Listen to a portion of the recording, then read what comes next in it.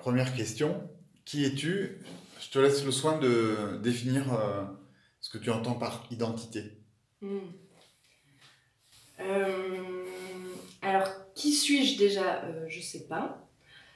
Parce que je crois que l'identité,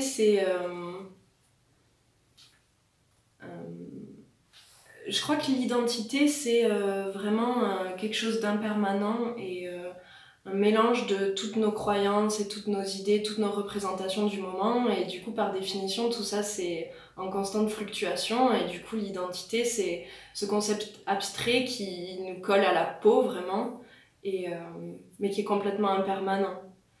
Et du coup, qui suis-je? Je sais pas. Je suis qui je suis en cet instant, qui est différent du précédent et différent de celui à venir. Et voilà.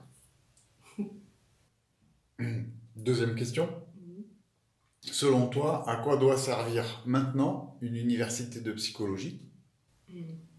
Ben, déjà, une, une- ma réponse ne va pas plaire à tout le monde, mais je pense que déjà, les universités de psychologie en France devraient former à la psychologie récente et pas avoir 50 ans de retard par rapport aux autres pays.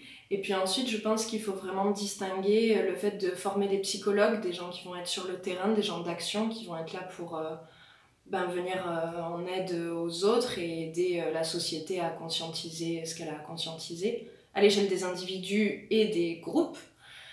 Donc déjà former ces praticiens-là et puis distinguer vraiment la psychologie de la recherche et là être vraiment dans une démarche où on essaie de faire une science, quoi. On essaie de...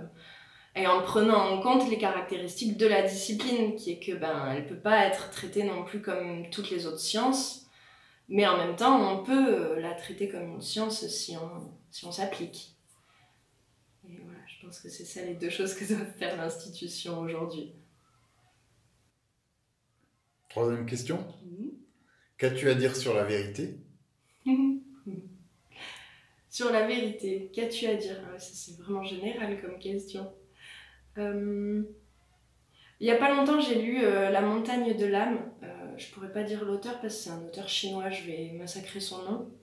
Mais il y a une citation que j'aime bien, il dit la vérité n'existe que dans l'expérience et encore seulement dans celle de chacun. Et, euh, et du coup, ce que j'ai à dire sur la vérité, c'est que ouais, je pense que la vérité, je suis assez d'accord avec ça, la vérité n'existe vraiment que dans l'expérience subjective de chacun. Et encore, je pense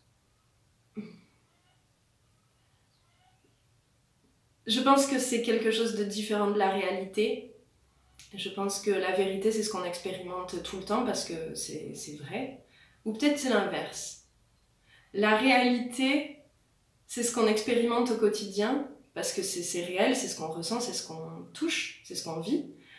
Mais la vérité, est-ce que la vérité est toujours dans la réalité? Je suis pas sûre. Peut-être que la vérité, c'est la part de réel qu'on arrive à percevoir sans jugement, sans biais, en conscience, quoi. Voilà, je sais pas si c'est très clair. Et dernière question, est-ce que tu as quelque chose à ajouter?